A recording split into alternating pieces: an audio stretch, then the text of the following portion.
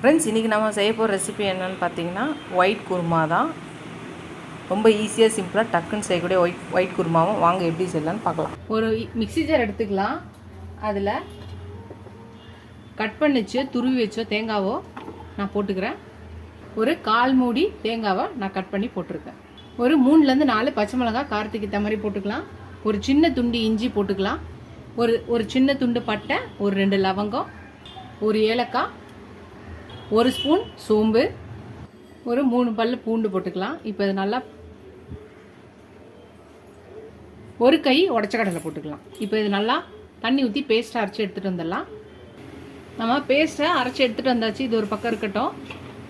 ஒரு குக்கர் எடுத்துக்கலாம். இப்போ அதில் கொஞ்சோண்டு ஒரு 2 ஸ்பூன் எண்ணெய் ஊற்றிக்கலாம்.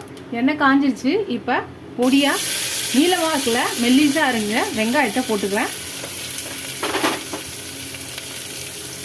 இது லைட்டாக வதக்கிக்கலாம். பெரிய வெங்காயமாக இருந்தால் 2 போதும், சின்ன வெங்காயமாக இருந்தால் 3 போட்டுக்கோங்க. இது சுமார் ஒரு 4லேருந்து 5 பேர் சாப்பிட்டுக்கலாம் இந்த குருமாவை.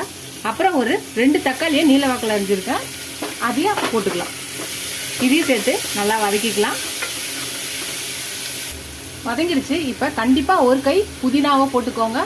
புதினா போடுறத மிஸ் பண்ணிடாதீங்க. இப்போ 2 உருளைக்கிழங்க தோல் சீவி அரிஞ்சு வச்சுருக்கேன். இப்போ அதையும் போட்டுடலாம். இதுக்கு தேவையான அளவான உப்பு போட்டுக்கோங்க. இப்போ அரைச்சி வச்ச இந்த பேஸ்ட்டை ஊற்றிடலாம். இப்போ இதுக்கு தாராளமாக தண்ணி ஊற்றிக்கலாம்.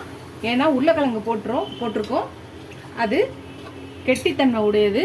உடச்ச கடலை தேங்காய்லாம் போட்டிருக்கோம். ஸோ அதனால் கொஞ்சம் தாராளமாக தண்ணி ஊற்றிக்கிட்டோன்னா நம்மளுக்கு குருமா நல்லா கிடைக்கும். தண்ணி ஊற்றி நல்லா ஒரு வாட்டி கலக்கி விட்டுடலாம். அவ்வளோதான். நல்லா கலக்கிட்டு உப்பு செக் பண்ணிக்கோங்க. உப்பு போட்டோன்னா எப்பயுமே கொஞ்சம் கரிக்கிற மாதிரி இருக்கணும் இந்த மாதிரி பண்ணும்போது. அப்புறம் கொதிச்சு வந்தோன்னா அது கரெக்டாகிடும்.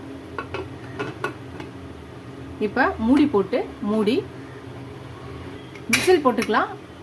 3 விசில் வந்து ப்ரெஷர் அடங்கணும். ஓப்பன் பண்ணால் நம்மளோட ஒயிட் குருமா ரெடி ஆகிடும். பார்க்கலாம் ஃப்ரெண்ட்ஸ். நம்மளோட ஒயிட் குருமா ப்ரெஷர் அடங்கி விசில் எடுத்தாச்சு. நம்மளோட ஒயிட் குருமா பாருங்கள், சூப்பராக ரெடி ஆகிடுச்சு. ரொம்ப ஈஸியாக சிம்பிளாக டக்குன்னு செய்யக்கூடிய ரெசிபி. இதை நான் இன்னைக்கு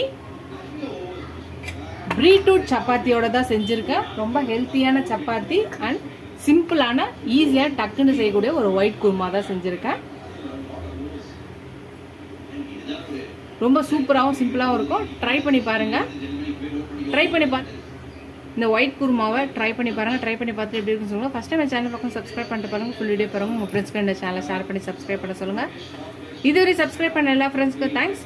இதோட அடுத்த ரெசிபியில் பார்க்கலாம். Tata bye friends.